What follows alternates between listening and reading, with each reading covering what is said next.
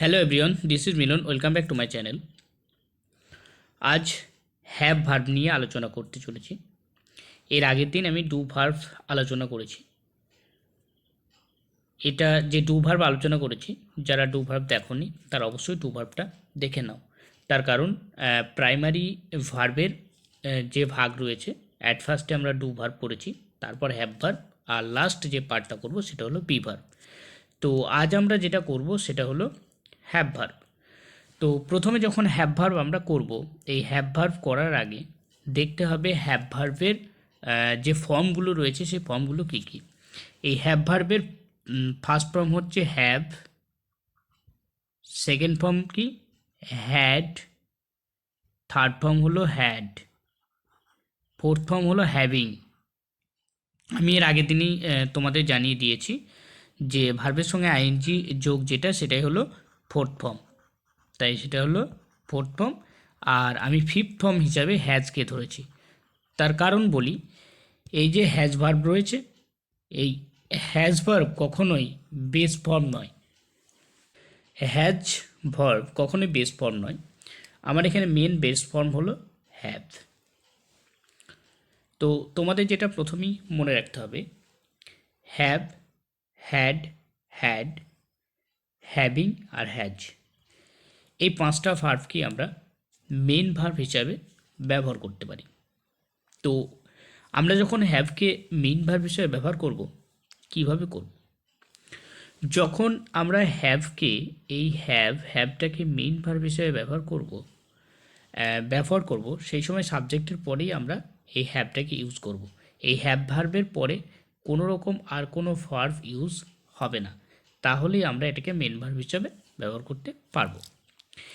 এবার দেখো, কিছু বাক্য আছে যে বাক্যগুলোর ক্ষেত্রে আমরা হয়তো হ্যাভ ইউজ করছি। অনেকেই হয়তো বলে যে যখন আমরা হ্যাভ ভার্বকে মেন ভার্ব হিসাবে ব্যবহার করছি, তো মেন ভার্ব হিসাবে ব্যবহার করার সময় এটা প্রেজেন্ট পারফেক্ট বা পাস্ট পারফেক্ট বা ফিউচার পারফেক্টে ব্যবহার হচ্ছে। তো যেমন ধরো এইখানে হয়েছে I have a brother, I have a brother দেওয়া আছে। তো অনেকে এই হ্যাভটা দেখবে, তো এই হ্যাভটা দেখার সঙ্গে সঙ্গে এক কথায় বলে দেবে এটা present perfect tense, present perfect. তো এটা যদি প্রেজেন্ট পারফেক্টই বলে, এটা তো ভুল। তার কারণ প্রেজেন্ট পারফেক্ট তখনই হবে এই হ্যাভ ভার্ব থাকবে, মানে হ্যাভ থাকবে, এই হ্যাভের পর ভার্বের একটা থার্ড ফর্ম থাকতে হবে, তাহলে সেটা প্রেজেন্ট পারফেক্ট হবে। কিন্তু এটা দেখো, প্রথমে হ্যাভ আছে, তারপর দেখো ভার্বের থার্ড ফর্ম নেই। এখানে শুধুমাত্র আই হ্যাভ এ ব্রাদার, আমার একটা ভাই আছে। তো প্রথমেই সাবজেক্ট আছে, তারপরে ভার্ব আছে, তারপরে কোনো মেন ভার্ব নেই, ভার্বের থার্ড ফর্ম বা অন্য কিছু নেই।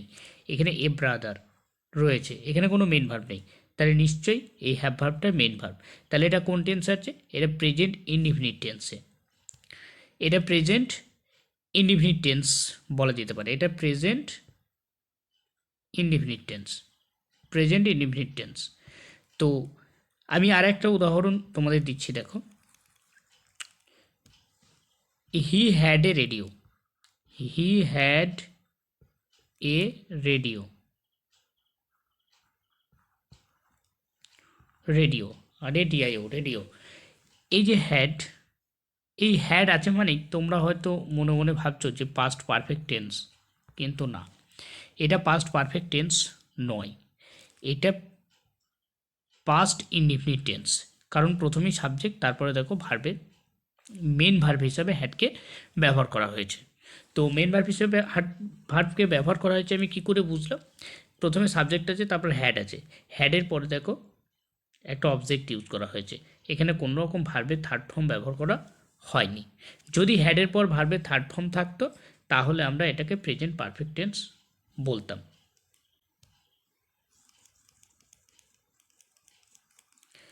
তো আমি যেটা দেখালাম, দেখো, এই হ্যাভ, হ্যাড, হ্যাড, হ্যাভিং, আর এই একটা আছে হ্যাজ, এগুলো আমরা মেন ভার্ব হিসাবে ইউজ করতে পারি।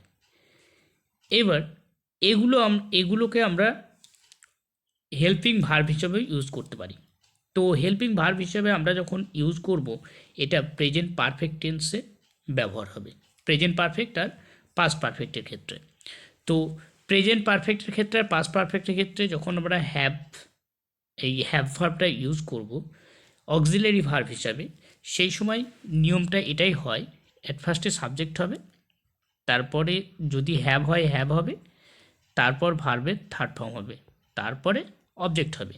প্রথমে সাবজেক্ট হবে, হ্যাড বসালে হ্যাড হলো, ভার্বের থার্ড ফর্ম হলো, তারপরে অবজেক্ট হবে। বুঝে গেল? আবার যদি প্রথমে সাবজেক্ট, তারপরে হ্যাজ, তারপরে ভার্বের থার্ড ফর্ম, তারপরে অবজেক্ট। তো যদি দেখো যে ভার্বের থার্ড ফর্মের আগে হ্যাভ অথবা হ্যাজ রয়েছে, তাহলে সেটা প্রেজেন্ট পারফেক্ট টেন্স।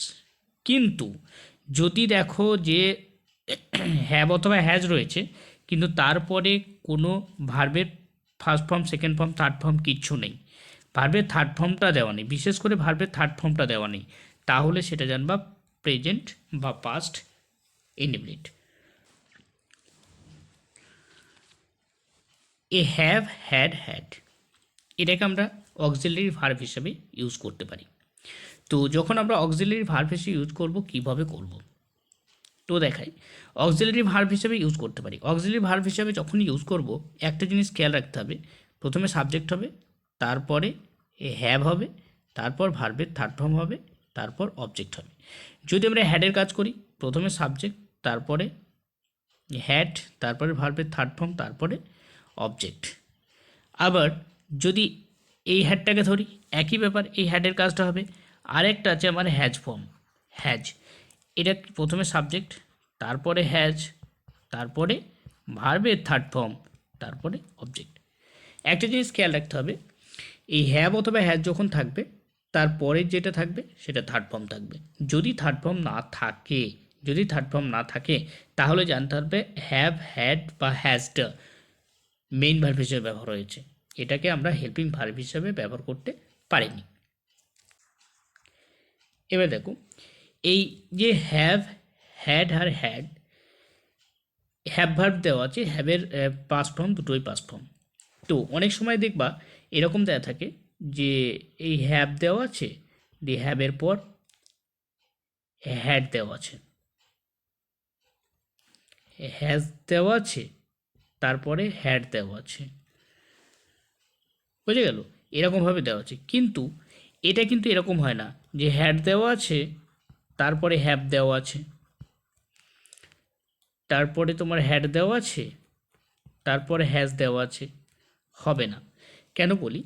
তার কারণ এই জন্যই হবে না, যদি হ্যাভ অথবা হ্যাজ থাকে, তারপরে ভার্বের থার্ড ফর্ম থাকে। তো আমরা হ্যাডটা তো ভার্বের থার্ড ফর্ম হিসেবে ব্যবহার পাচ্ছি, কিন্তু এবার হ্যাড আছে, হ্যাডের পর হ্যাভ ব্যবহার করছি, এটা তো আমার বেস ফর্ম, এটা তো থার্ড ফর্ম নয়। তাহলে যেহেতু আমার হ্যাভটা বেস ফর্ম, তাই এই হ্যাভ অথবা হ্যাজ হবে না। হ্যাড হয়তো হতে পারে, এবার হ্যাডের পর আমাকে একটা থার্ড ফর্ম নিয়ে আসতে হবে, যদি থার্ড ফর্মটা থাকতো তাহলে হতো। এবার অনেক সময় অনেকে দেখে ভুল করে, যেমন ধরো I have had food, I have had food. তো অনেকে আবার এই বাক্যটাকে দেখে বলবে যে এইখানে একটু ভুল রয়েছে, মানে হ্যাভ আছে, হ্যাভের পর আবার হ্যাড কেন হবে, এটা তো পাস্ট পারফেক্ট হয় না। এই হ্যাভটা হচ্ছে অক্সিলারি ভার্ব, এই হ্যাভটা হচ্ছে অক্সিলারি ভার্ব, আমাদের হেল্পিং ভার্ব। আর হেল্পিং ভার্বের পরে যে হ্যাডটা দেওয়া আছে, এই যে হ্যাভ ভার্ব, এই হ্যাভ ভার্বের থার্ড ফর্ম হিসেবে আমরা হ্যাডকে ইউজ করছি, এটা হচ্ছে তার হ্যাড, তাই এই বাক্যটা অ্যাপ্রোপ্রিয়েট, সঠিক। এবার এই যে হ্যাভ ভার্ব রয়েছে, এই হ্যাভ ভার্বকে আমরা ইন্ট্রোগেটিভ আর নেগেটিভ ক্ষেত্রেও ব্যবহার করতে পারি। তবে একটা কথা বলে দেওয়া ভালো, আমরা যখন ডু ভার্ব ইউজ করেছিলাম তখন বলেছিলাম এই ডু ভার্বকে অক্সিলারি ভার্ব হিসাবে যখন আমরা ব্যবহার করব, সেটা ইন্ট্রোগেটিভের ক্ষেত্রে আর নেগেটিভের ক্ষেত্রে, কিন্তু আমাদের এই হ্যাভ ভার্বের ক্ষেত্রে যখন আমরা অক্সিলারি ভার্ব হিসেবে ব্যবহার করব, ইন্ট্রোগেটিভ নেগেটিভ বলে কোনো কথা নাই। ইন্ট্রোগেটিভও হতে পারে, নেগেটিভও হতে পারে, আবার অ্যাফার্মেটিভও হতে পারে। এই রকম যে ডু ভার্বের একটা ইন্ট্রোগেটিভ আর নেগেটিভে আছে বলে আমাদের হ্যাভ ভার্বটাও হবে এটা না। কারণ আমি একটা উদাহরণ দিয়ে তোমাদের দেখিয়ে দিচ্ছি। দেখো, have you gone today, have you gone today, এই দেখো হ্যাভ আছে, তারপরে ইউর পর দেখো সাবজেক্ট আছে, তারপর গান আছে, এটা ভার্বের থার্ড ফর্ম আছে, তাহলে হ্যাভটা হলো এখানে অক্সিলারি ভার্ব। বুঝে গেল?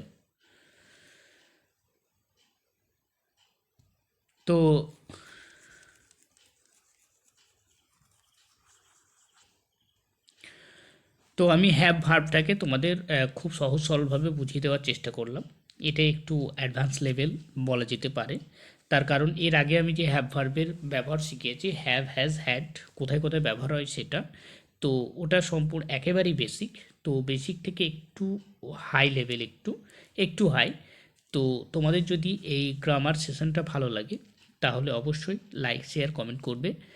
আর যদি কেউ আমার চ্যানেলে নতুন এসো তাহলে সাবস্ক্রাইব করবে, কারণ প্রতিনিয়ত এরকম গ্রামার ভিডিও আমি তোমাদের দিতে থাকবো। তো thank you, have a nice day.